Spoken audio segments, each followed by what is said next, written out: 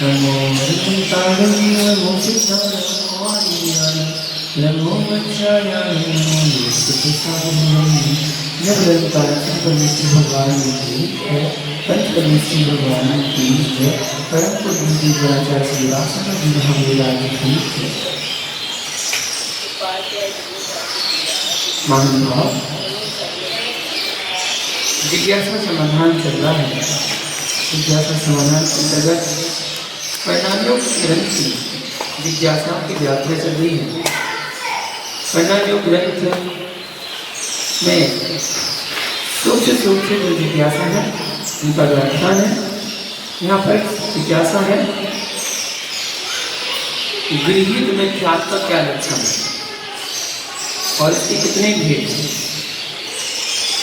गृहीत मिथ्यात्व का लक्षण तथा उसके भेदों का कथन आचार्य पूज्यपाद स्वामी ने और सर्वार सिद्धि आचार्य पूज्यपाद स्वामी ने सर्वार सिद्धि अध्याय 8 सूत्र 1 की टीका में इस प्रकार बताया है कि मिथ्या दर्शन दो प्रकार का है। नैसर्गिक, जिसको अगृहीत कहते हैं, और दूसरा परोपदेश पूर्व, जिसको गृहीत कहते हैं। जो परोपदेश के बिना मिथ्या दर्शन कर्म के उदय से जीवादि पदार्थों का अश्रद्धान भाव होता है वह नैसर्गिक अभीत मिथ्या दर्शन है। तथा परोपदेश के निमित्त से होने वाला मिथ्या दर्शन 4 प्रकार का है। क्रियावादी, अक्रियावादी, अज्ञानी और वैनयिक। अथवा मिथ्या दर्शन 5 प्रकार का भी है। एकांत मिथ्या दर्शन, विपरीत मिथ्या दर्शन, संशय मिथ्या दर्शन, वैनयिक मिथ्या दर्शन और अज्ञानिक मिथ्या दर्शन। एकांत मिथ्या दर्शन आदि मिथ्या दर्शन परोपदेश से होता है अतः ये गृहीत मिथ्या दर्शन के नाम से जाना जाता है। गृहीत अगृहीत मिथ्या तो सर्वगतियों में संभव है, ऐसा बताते हैं।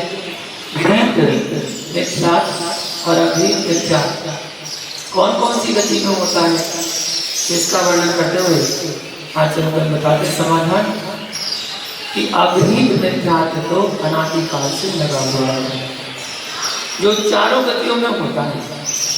मनुष्य गति में जिसने गृहीत मिथ्यात्व ग्रहण कर लिया है वह जीव मरकर जब अन्य गति में जाता है तो उसके संस्कार साथ में जाते हैं। इसलिए गृहीत मिथ्यात्व भी चारों गतियों में पाया जाता है, अगृहीत भी अगृहीत भी। अब बता रहे एक इंद्रिय आदि में गृहीत मिथ्यात्व, क्या मनुष्य ही गृहीत मिथ्या दृष्टि होते हैं? क्या अन्य जीव गृहीत मिथ्या दृष्टि नहीं होते? देवों में भी ऐसे बहुत देव देखे जाते हैं जो अपनी पूजा करने के लिए मनुष्यों को प्रेरित करते हैं, नाना मिथ्या मान्यता रखते हैं, विभिन्न मिथ्या अनुष्ठानों से तृप्त होते हैं आदि। उन्हें गृहीत मिथ्यात्व क्यों नहीं माना जाए? इस पर एक और शंका उठती है जिज्ञासा।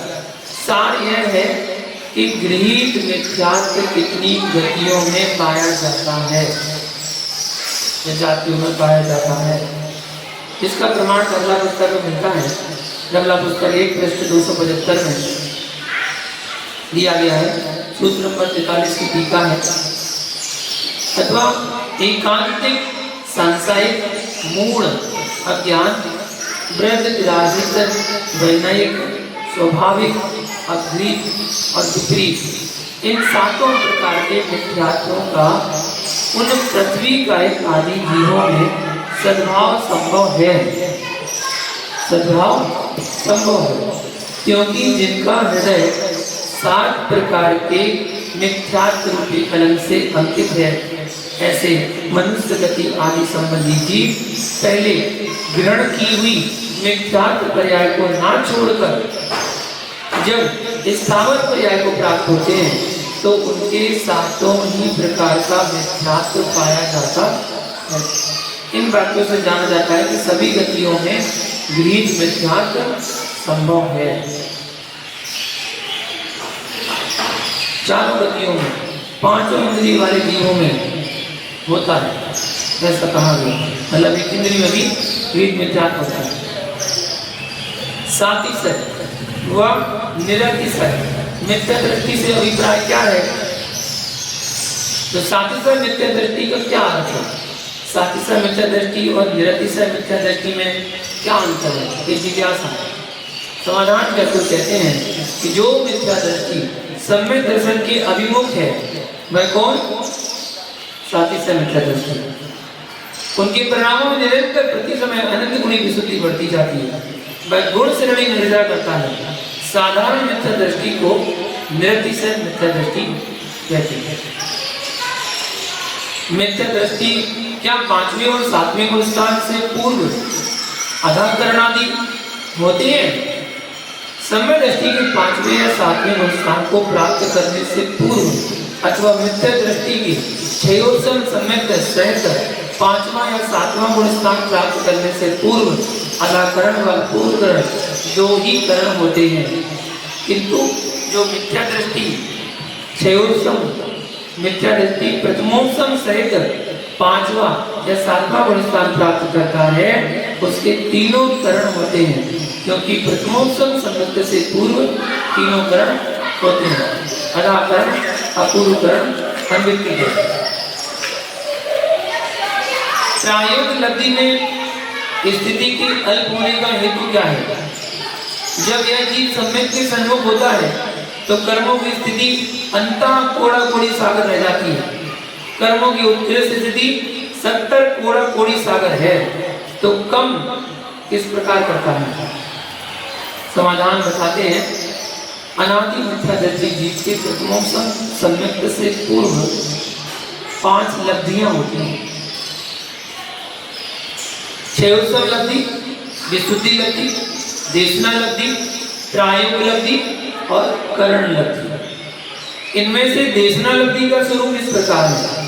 6 द्रव्यों और 9 पदार्थों के उपदेश का नाम देशना है।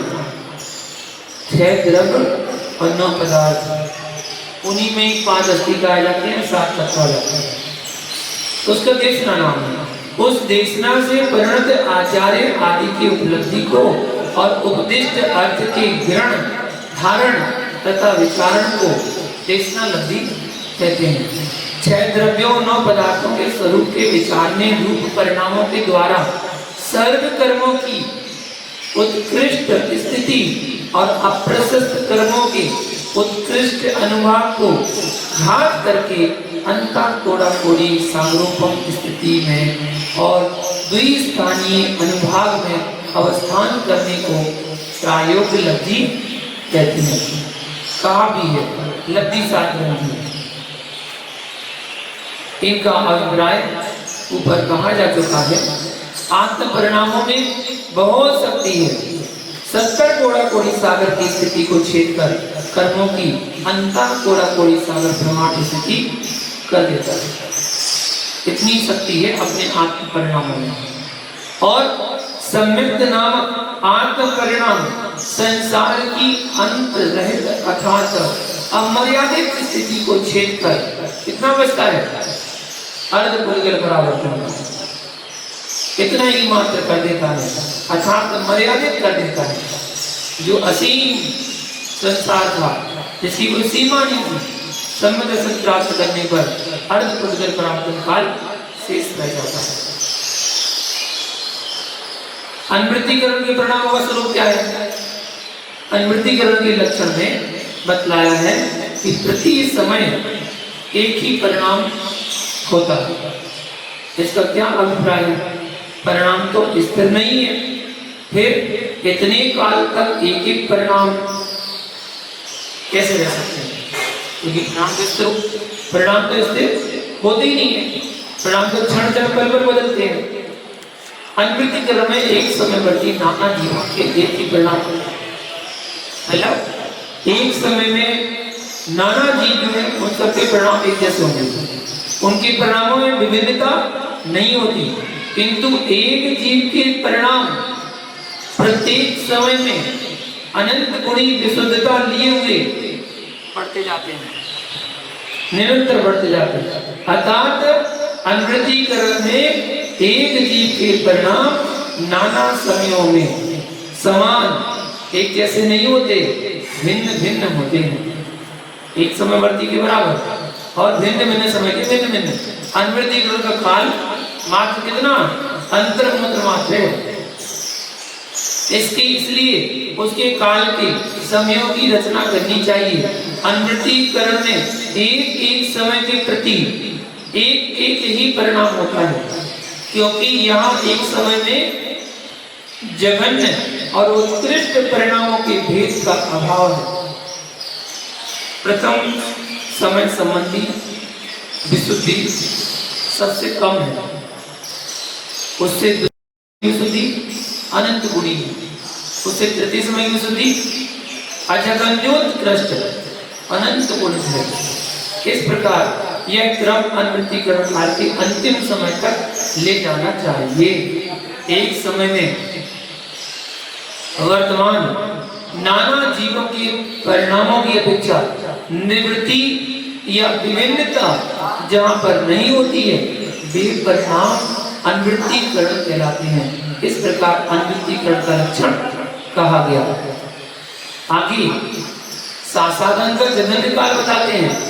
सासाधन का जघन्य काल, सासाधन गुणस्थान का जघन्य काल क्या है? तो बताते हैं सासाधन गुणस्थान का जघन्य काल एक समय जघन्य काल सासा सम्मादति केव चिरम कालालो होंति जघन नीव एक समय। ऐसा धवला पुस्तक 4 पृष्ठ 329 व 331 में कहा गया है। क्या सासाधन सम्मेलन जी कितने काल तक होते हैं? तो जघन्य से एक समय तक होते हैं। इसमें एक जिज्ञासा और होती है कि सासाधन सम्मेलन वाला जीव मिथ्यात्व को प्राप्त होने पर कम से कम कितने जघन्य काल में किसी भी सम्मेलन को प्राप्त कर सकता है? समाधान देते हैं कि सासाधान दूसरे गुणस्थान वाला जीव नियम से मिथ्यात्व को प्राप्त होता है। नियम से, क्योंकि दूसरा गुणस्थान गिरने की अपेक्षा बनता है, इसलिए नियम से वो पहले गुणस्थान में आएगा। नियम से ऐसा जीव जघन्य से अंतर मुहूर्त पश्चात वेदक सम्यक दर्शन को प्राप्त हो सकता है, क्योंकि मिथ्या दर्शन का जघन्य काल अंतर मुहूर्त है। उत्कृष्ट से अर्ध पुद्गल परिवर्तन काल पश्चात प्रथमों समय दर्शन को प्राप्त हो जाता है। इतना तो भटकना ही पड़ता है, अर्ध पुद्गल परिवर्तन काल तो भटकना ही पड़ता है। आगे बताते हैं महाबंध, पेज नंबर 44 में ध्यान तथा सासाधान में तीर्थंकर तथा सुर चतुष्क मतलब देवगति के चारों का बंध नहीं होता है, ऐसा होता है मिथ्यात्व तथा सासाधान में। प्रश्न यह है कि मिथ्यात्व गुणस्थान में देवगति देव गत्यानुपूर्वी देवायु बंध होता है, फिर महाबंध में बंध का निषेध क्यों किया? ऐसा वर्णन क्यों किया, क्यों निषेध किया? समाधान बताते हैं कि महाबंध पुस्तक पृष्ठ 44 पर मिथ्यात्व तथा सासाधान गुणस्थानों में जो सुर चतुष्क के बंध का निषेध किया गया है, वह औदारिक मिश्र काय योग की अपेक्षा से किया है। औदारिक मिश्र काय योग मनुष्य या त्रयंच में के अपर्याप्त अवस्था में होता है। सम्य दृष्टि मनुष्य या त्रयंच के ही अपर्याप्त अवस्था में सम चतुष्क सुर चतुष्क मतलब देवगति देवगत्यानुपूर्वी व्यक्तिक शरीर आंगोपांग इनका बंद होता है। अतः औदारिक मिश्र काय योगी के मिथ्यात्व सासाधान गुणस्थानों में सुर चतुष्क के बंध का निषेध किया गया है। धवला पुस्तक 8 पृष्ठ 214 215 सूत्र 152 153 में कहा भी गया है कि औदारिक मिश्र काय योग में सुर चतुष्क और तीर्थंकर प्रकृति के असंख्यात सम्य दृष्टि ही असंयत सम्य दृष्टि ही बंधक है, शेष अबंधक है, ऐसा बताया धवला पुस्तक में। सासाराम गुणस्थान के असंगियों में अस्तित्व संबंधी दो मत मिलते हैं। उनका व्याख्या वर्णन इस प्रकार है। पंच संग्रह प्रश्न नंबर 33 श्लोक नंबर 96।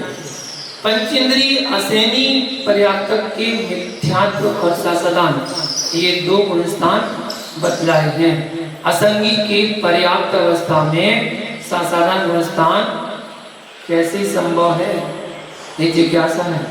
तो आचार्य अमित गति मुनिराज रचित पंच संग्रह जो ग्रंथ है उसके श्लोक नंबर 96 में इस प्रकार कहा गया है। क्या? चतुर्दशसु पंचाक्षु पर्याप्तस्तत्र वर्तते एतत् शास्त्रं तेनाते गुणस्थाने विपरे। इस श्लोक में यह बतलाया गया है कि 14 जीव समासों में से पंचेंद्रिय पर्याप्तक जीवों के आदि के दो गुण स्थान होते हैं, आगे के गुण स्थान नहीं होते, ऐसा इस शास्त्र का मत है। श्लोक नंबर 97 में क्या कहा? पूर्णा पंचेंद्रिय संगी चतुर्दशसु वर्तते सिद्धांत मत तो मिथ्या दृष्टो सर्वे गुणे परे। सिद्धांत मत के अनुसार संगी पंचेंद्रिय पर्याप्तक के 14 गुण स्थान होते हैं, बाकी सब जीव समाज के मिथ्यात्व गुण स्थान होता है। श्लोक नंबर 96 में पूर्ण असंगी पंचेंद्रिय जीवों का कथन है, जिनकी पर्याप्तक नाम कर्मोदय है, और 97 में पर्याप्त नाम कर्म वाले संगी पंचेंद्रिय जीवों का कथन है। पर्याप्तक नाम कर्म वालों की दो अवस्था होती है, अपूर्ण और पूर्ण। अपूर्ण और पूर्ण कौमटसार कर्म कांड तथा तत्वार्थपति के अनुसार और श्री अमित गति आचार्य अनुसार असंगी जीवों के भी अपूर्ण अवस्था में सासादान गुणस्थान संभव है, किंतु श्री पुष्पदंत श्री भूतबली आचार्यों के मतानुसार असंगियों में सासादान गुणस्थान नहीं होता है। प्रमाण इस प्रकार है, क्योंकि असंगी का मन ही नहीं होता तो क्या गुणस्थान बढ़ेगा और क्या घटेगा? जब बढ़ेगा तभी तो घटेगा, बढ़ेगा नहीं तो घटेगा क्या? तो यहाँ पर बताया गया है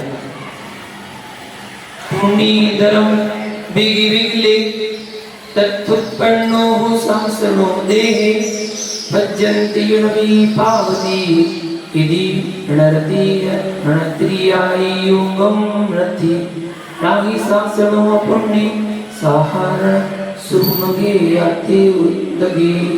कौमटसार कर्म कांड 113-115 नंबर गाथा में बताया है। एक इंद्रिय तथा विकल चतुष्क मतलब 2 इंद्रिय 3 इंद्रिय 4 इंद्रिय और असंगी पंच इंद्रिय में उत्पन्न हुआ जीव सासादान गुणस्थान में शरीर पर्याप्ति को पूर्ण नहीं कर सकता है, क्योंकि सासादान का काल कितना है? अल्प है, एक समय और अधिक से अधिक और निर्वृत्ति अपर्याप्त अवस्था का काल बहुत है। लब्धि अपर्याप्त अवस्था में साधारण निगोदीय जीवों में, सूक्ष्म जीवों में, तेजोकाय और वायुकाय जीवों में सासादान गुणस्थान नहीं होता, क्योंकि गिरने की अपेक्षा। इस बात की तात्पर्य वृत्ति में भी यही कहा गया है, और मतलब तेज काय, वायु काय, नरक और सर्व सूक्ष्म काय को छोड़कर बाकी के स्थानों में सासादान जीव उत्पन्न होता है, ऐसा बताया। धवला पुस्तक 5 पृष्ठ 33 पर कहा भी गया है। सासाराम गुण स्थान को प्राप्त होने के दूसरे समय में यदि यह जीव मरता है तो नियम से कहां जाएगा? देवगति। नियम से कहां जाएगा? देवगति में उत्पन्न होने की योग्यता रहता है। उसके ऊपर मनुष्य गति के योग काल आवली के असंख्यात में वह प्रमाण। इसी प्रकार से आगे आगे संगी पंचेंद्री त्रियंच, असंगी पंचेंद्री त्रियंच, चतुरिंद्रिय, त्रिइंद्रिय, द्विइंद्रिय और एक इंद्रिय में उत्पन्न होने योग्य होता है। यह नियम सर्वत्र सासाधारण गुण स्थान को प्राप्त होने वालों का जानना चाहिए। श्री पुष्पदंत आचार्य के मतानुसार सासाराम सम्यक दृष्टि एक इंद्रियों में उत्पन्न नहीं होता, एक इंद्रियों में उत्पन्न नहीं होता। श्री धवला पुस्तक 1 पृष्ठ 261 में बताया गया है। इंद्रियेषु शासन गुणटाणम ती मुनिज्जति तम कदम धड़दी सुते तस्य सिद्ध साधु। एक इंद्रिय जीवों में सासाराम गुण स्थान भी सुनने में आता है, इसलिए उनके केवल एक मिथ्या दृष्टि गुण स्थान का कथन करने से वह कैसे बन सकेगा? ऐसी शंका उचित नहीं है, क्योंकि इस षटखंडागम सूत्र में एक इंद्रिय आदिकों के सासाराम गुण स्थान का निषेध किया है। असन्नीनम भर्णमणि अत्ययम गुणठाणम धवला पुस्तक 2 पृष्ठ 814 में दिया है। असंगी जीवों का अलाप अलाप कहने पर एक मिथ्या दृष्टि गुण स्थान होता है। इस प्रकार असंगी जीवों का आलाप कहने पर एक मिथ्या दृष्टि गुण स्थान होता है। इस प्रकार असंगी जीवों के सासाराम गुण स्थान के विषय में दो मत हैं, जिसके मत अनुसार असंगी जीवों के सासाराम गुण स्थान होता है वह निवृत्ति अपर्याप्त अवस्था में ही होता है, पूर्व अर्थात पर्याय अवस्था में नहीं होता। लब्धि अपर्याप्त के सासाराम नहीं होता, पर्याप्त के ही होता है। इसके बाद की व्याख्या यहाँ पर की। और पृथ्वी का, जल का, वनस्पति का के जीवों के उपरांत अपर्याप्त अवस्था में क्या सासाराम गुण स्थान संभव है? सहजानंद 34 ठाणों में सासाराम गुण स्थान बतलाया गया है। एक इंद्रिय जीवों में मात्र एक मिथ्या दृष्टि गुण स्थान होता है, केवल एक मिथ्या दृष्टि गुण स्थान होता है एक इंद्रिय जीवों का, और कुछ नहीं। ऐसा उल्लेख मिलता है। एक इंद्रिय, दो इंद्रिय, तीन इंद्रिय, चतुरिंद्रिय और असंगी पंचेंद्रिय जीव प्रथम मिथ्या दृष्टि गुण स्थान में ही होते हैं। पृथ्वी का एक, जल का एक, अग्नि का एक, वायु का एक और वनस्पति का एक जीव मिथ्या दृष्टि नामक प्रथम गुण स्थान में ही होते हैं। ऐसा उल्लेख मिलता है। अर्थात 5 जो काय बोले हैं, पृथ्वी, अग्नि, जल, वायु, वनस्पति, ये सारे काय गुण स्थान प्रथम गुण स्थान में ही होते हैं। यदि इंद्रियेषु शासन सम्मायति उपजति तो पूर्वी काय दो गुणठाणानि होन्ति ती चेना छिन्ना वह परम समय शासन गुण विश्राम, शासन गुण विनाश साधु।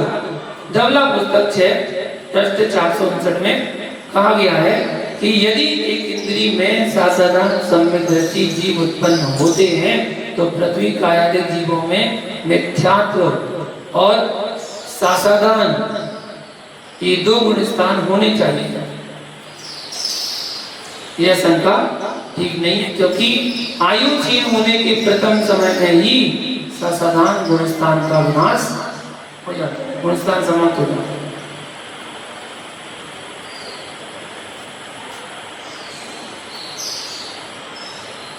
और ऐसा बताया है धवला पुस्तक 1 पृष्ठ 261 भाषण में शुद्ध आदोतम सम्मम दरिसज्जन संजगा अनाथ सदैवी सोचेव हवति मिच्छा इत्थि हूत तदो बहुरी जीवो। इस प्रकार अर्थ इस प्रकार है, एक इंद्रिय जीवों में सासाधारण गुण स्थान भी सुनने में आता है, इसलिए सूत्र 36 में उनके केवल एक मिथ्या दृष्टि गुण स्थान कथन करने से वह कैसे बन सकेगा? तो उत्तर देते हैं नहीं, क्योंकि इस खंडागम के सूत्र 36 में एक इंद्रिय आदिकों के सासाधारण गुण स्थान का निषेध किया है। फिर प्रश्न किया, जब दोनों वचन परस्पर विरोधी हैं तो उन्हें सूत्र पना कैसे प्राप्त हो सकता है? समाधान नहीं, क्योंकि दोनों वचन सूत्र नहीं हो सकते हैं, किंतु उन दोनों वचनों में से किसी एक वचन की ही सूत्र बना प्राप्त हो सकता है। फिर प्रश्न उठता है, दोनों वचनों में यह वचन सूत्र रूप है और यह नहीं है, यह कैसे जाना जाए? तो भैया उपदेश के बिना दोनों में से कौन वचन सूत्र रूप है यह नहीं जाना जा सकता है, इसलिए दोनों वचनों का संग्रह करना चाहिए, क्योंकि दोनों आचार्यों द्वारा प्रणीत हैं। फिर शंका होती है कि दोनों वचनों का संग्रह करने वाला संशय मिथ्या दृष्टि हो जाएगा, क्योंकि कोई ना कोई संशय बना रहेगा।